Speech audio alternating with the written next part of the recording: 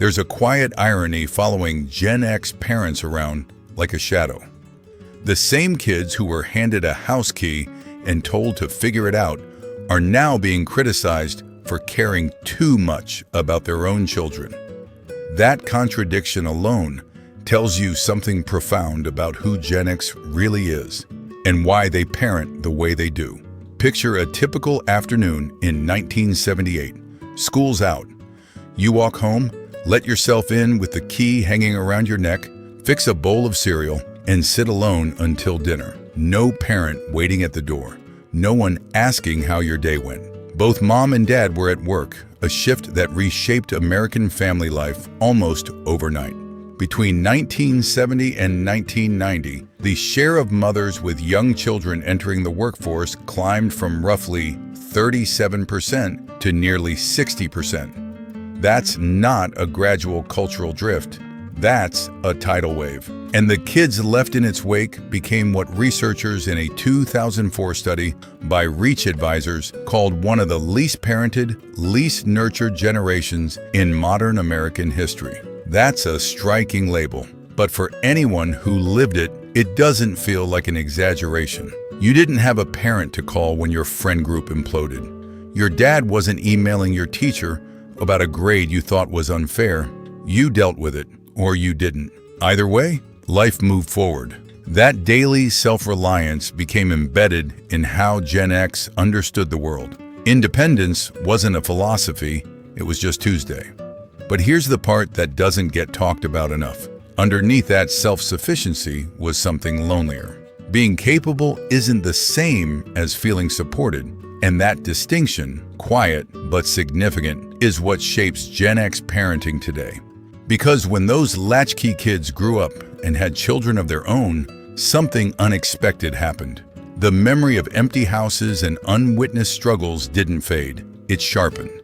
And many Gen X parents made a deliberate choice to be present in the ways no one was present for them. This doesn't mean they turned into the hovering, scheduling, helicopter parents of millennial stereotypes.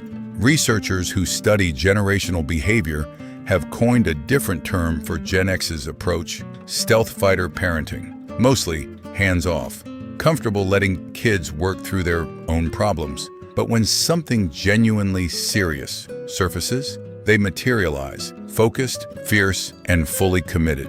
You won't see them orchestrating every playdate, but you will see them sitting outside the principal's office, ready to advocate with the kind of quiet intensity that surprises everyone in the room. They didn't plan to become that parent. Most of them swore they wouldn't. But parenting has a way of excavating old wounds. Developmental psychologist Diana Baumrind spent decades mapping out how parents operate, identifying two core dimensions: how emotionally warm and available a parent is, and how consistent they are with rules and expectations. The combination of high warmth and high structure is what she called authoritative parenting, not to be confused with authoritarian, which trades warmth for control, or permissive, which trades structure for approval. Authoritative parenting says, "I'm here for you, and there are still consequences." Research across decades consistently shows children raised this way develop stronger emotional regulation, higher self-esteem, better problem-solving capacity, and lower rates of anxiety. They tend to do better academically and socially. No large study has formally classified Gen X parents as authoritative, but listen to how they describe their own intentions. Present without smothering, boundaried without being cold, letting kids fail while staying close enough to catch them. And the alignment is hard to miss. Part of this comes from the specific texture of Gen X's adult hardships.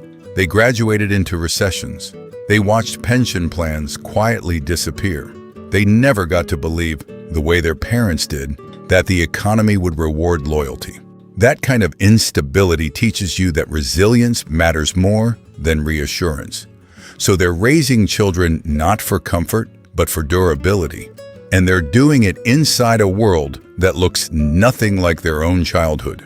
Gen X is the first generation parenting through social media. an environment completely foreign to people who grew up when your worst moments weren't archived online forever. The pressure to perform parenthood publicly, to post milestones, and curate family image feels genuinely alien to a generation raised on privacy and benign neglect. Meanwhile, they're getting squeezed from both sides. Aging boomer parents who think they're coddling, Gen Z kids who think they're too rigid, translating between two generations that don't share a common language while managing their own financial pressures and emotional fatigue is its own form of invisible labor.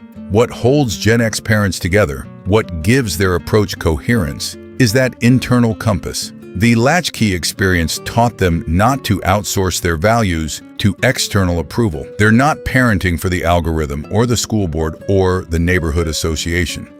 They're parenting according to what they remember feeling at 10 years old, alone in a quiet house, wishing someone had noticed. They're keeping the resilience. They're adding the presence. And for a generation that was barely parented at all, the fact that they're showing up emotionally, not just physically, might be the most significant thing about them. Anyway, if this resonated with you, don't forget to subscribe. And if you want to support these deep dives, hit that join button to become a channel member. Just the subscribe and join lines added at the end. Everything else remains exactly the same.